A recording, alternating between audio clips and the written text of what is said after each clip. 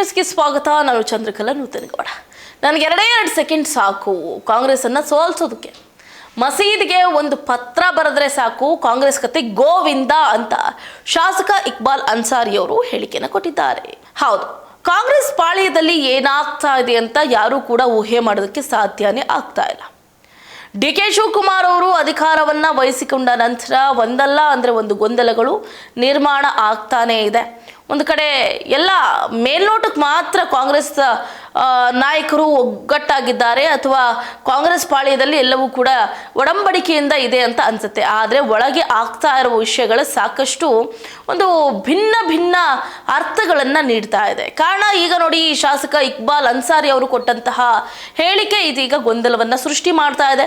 ಅವ್ರಿಗೆ 2 ಸೆಕೆಂಡ್ ಸಾಕಂತೆ ಕಾಂಗ್ರೆಸ್ಸನ್ನ ಸೋಲ್ಸೋದಕ್ಕೆ ಅಥವಾ ಧ್ವಂಸ ಮಾಡೋದಕ್ಕೆ. ಮಸೀದಿಗೆ ಅವರೊಂದು ಪತ್ರ ಬರೆದ್ರೆ ಸಾಕು, ಕಾಂಗ್ರೆಸ್ ಕತೆ ಇನ್ನಿಲ್ಲ ಅಂತ ಹೇಳಿಕೆಯನ್ನ ಕೊಟ್ಟಿರುವಂಥದ್ದು. ನೋಡಿ, ಮಾಜಿ ಸಿಎಂ ಸಿದ್ದರಾಮಯ್ಯನವರನ್ನ ನಾನು ನಂಬಿ ಕಾಂಗ್ರೆಸ್ ಸೇರಿರೋದಾಗಿ ಸ್ಪಷ್ಟಪಡಿಸಿದಂಥ ಅನ್ಸಾರಿ 2 ಬಾರಿ ಟಿಕೆಟ್ ನೀಡಿದ್ರು ಸ್ಥಳೀಯ ನಾಯಕರ ಪಿತೂರಿಯಿಂದ ನಾನು ಸೋಲ್ಬೇಕಾಯ್ತು ಅಂತ ಆರೋಪವನ್ನು ಮಾಡಿದ್ರು.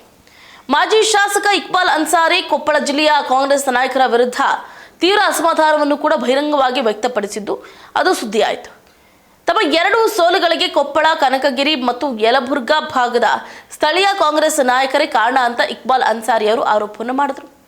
ಮಾಜಿ ಸಿಎಂ ಸಿದ್ದರಾಮಯ್ಯನವರನ್ನ ನಾನು ನಂಬಿ ಕಾಂಗ್ರೆಸ್ಗೆ ಬಂದೆ, ಆದರೆ 2 ಸರಿ ಟಿಕೆಟ್ ಕೊಟ್ಟರು ಸ್ಥಳೀಯ ನಾಯಕರ ಪಿತೂರಿಯಿಂದ ನಾನು ಸೋತುಬಿಟ್ಟೆ. ಇಕ್ಬಾಲ್ ಅನ್ಸಾರಿ ಬಿಜೆಪಿಗೆ ಸೇರ್ತಾರೆ ಅಂತ ಗಾಳಿ ಸುದ್ದಿ ಕೂಡ ಹಬ್ತು. ಗಾಳಿ ಸುದ್ದಿಯನ್ನು ನಂಬಿ ಜನರು ಅದನ್ನು ನಂಬಿದ್ರೆ ಅವರಷ್ಟು ಹುಚ್ಚರು ಬೇರೊಬ್ಬರಿಲ್ಲ. ಸತ್ಯ ಅಸತ್ಯತೆ ಏನಿದೆ ಅನ್ನೋದನ್ನು ತಿಳ್ಕೊಳ್ಳುವಂಥ ಪ್ರಯತ್ನ ಮಾಡಬೇಕು. ಕಾಂಗ್ರೆಸ್ನಲ್ಲಿ ನನ್ನ ಬಗ್ಗೆ ಮಾತಾಡಿ, ನನ್ನ ಬಗ್ಗೆ ಅನುಮಾನ ಮೂಡುವಂತೆ ಮಾಡಿ, ಹೊರಗೆ ದಬ್ಬುವಂತೆ ಮಾಡಿಬಿಟ್ರು. ನಾನು ಕಾಂಗ್ರೆಸ್ ಬಿಟ್ಟು ಬೇರೆ ಪಕ್ಷಕ್ಕೆ ಹೋಗ್ತೀನಿ ಅಂತ ಯಾವತ್ತಾದರೂ ಹೇಳಿದ್ದೀನಾ? ಅದಕ್ಕೆ ಉತ್ತರವನ್ನು ಕೊಡಿ. ನಾನು ಯಾವತ್ತಾದರೂ ಹೇಳಿದ್ದೀನಿ ಅಂತ ಹೇಳಿ. ನನಗೆ ಸ್ಥಳೀಯ ಕಾಂಗ್ರೆಸ್ ನಾಯಕರನ್ನ ಸೋಲ್ಸೋಕೆ 2 ನಿಮಿಷ ಅಲ್ಲ, 2 ಸೆಕೆಂಡ್ ಸಾಕು. ಶುಕ್ರವಾರ ಮಸೀದಿ ಒಂದು ಪತ್ರ ಬರೆದ್ರೆ ಸಾಕು, ನನ್ನನ್ನು ಈ ರೀತಿ ಸೋಲ್ಸಿದ್ರು, ಇವರಿಗೆ ಮತ ಹಾಕಬೇಡಿ, ನಿಮ್ಮ ಕೆಲಸ ಯಾರು ಮಾಡ್ತಾರೋ ಅವರಿಗೆ ಮತ ಹಾಕಿ ಅಂತ ಒಂದೇ ಒಂದು ಮನವಿ ಮಾಡಿದ್ರೆ ಸಾಕು, ಕಾಂಗ್ರೆಸ್ಸನ್ನು ನಾನು ಸೋಲಿಸಿಬಿಡ್ತೀನಿ. ಆದರೆ ತಾನು ದೈವ ಭಕ್ತನಾಗಿರೋದ್ರಿಂದ ಯಾರಿಗೂ ಮೋಸ ಮಾಡೋದಕ್ಕೆ ಇಚ್ಛೆ ಪಡೋದಿಲ್ಲ. ತಾವು ಈಗಲೂ ಕಾಂಗ್ರೆಸ್ನಲ್ಲೇ ಇದ್ದು ಸತ್ಯ ಅಸತ್ಯತೆಯನ್ನು ಜನರು ತಿಳ್ಕೊಳ್ಬೇಕು ಅಂತಲೂ ಕೂಡ ಅನ್ಸಾರಿ ಅವರು ಮನವಿಯನ್ನು ಮಾಡಿದ್ರು. ಇನ್ನು ಇಕ್ಬಾಲ್ ಅನ್ಸಾರಿ ಕೊಪ್ಪಳ ಜಿಲ್ಲೆಯ ಕಾಂಗ್ರೆಸ್ ನಾಯಕರ ವಿರುದ್ಧ ಯಾವಾಗಲೂ ಕೂಡ ಒಂದು ಬೇಸರವನ್ನು ವ್ಯಕ್ತಪಡಿಸ್ತಾನೆ ಇರ್ತಾರೆ. ತಮ್ಮ 2 ಸೋಲುಗಳಿಗೆ ಕೊಪ್ಪಳ, ಕನಕಗಿರಿ ಹಾಗೆ ಯಲಬುರ್ಗಾ ಭಾಗದ ಸ್ಥಳೀಯ ಕಾಂಗ್ರೆಸ್ ನಾಯಕರೇ ಕಾರಣ ಅಂತ ಬೇಸರವನ್ನು ವ್ಯಕ್ತಪಡಿಸ್ತಾರೆ. ಸಿದ್ದರಾಮಯ್ಯನವರು ನನಗೇನು ಮಾಡಲಿಲ್ಲ, ಅವರನ್ನು ನಂಬಿ ಕಾಂಗ್ರೆಸ್ ಪಕ್ಷಕ್ಕೆ ಬಂದೆ, 2 ಬಾರಿ ಟಿಕೆಟ್ ಕೊಟ್ಟರು, ಆದರೂ ಕೂಡ ಸ್ಥಳೀಯ ನಾಯಕರ ಪಿತೂರಿಯಿಂದ ನಾನು ಸೋಲ್ಬೇಕಾಗಿರೋದು ಬಹಳ ಬೇಸರ ಆಯಿತು. ತಮ್ಮನ್ನು ಸೋಲ್ಸೋದಕ್ಕೆ ಯಾರೋ ದೊಡ್ಡ ನಾಯಕರು ಕೂಡ ಇದರಲ್ಲಿ ಕೈ ಜೋಡಿಸಿದ್ದಾರೆ ಅಂತ ಆರೋಪ ಕೂಡ ಮಾಡಿದ್ರು.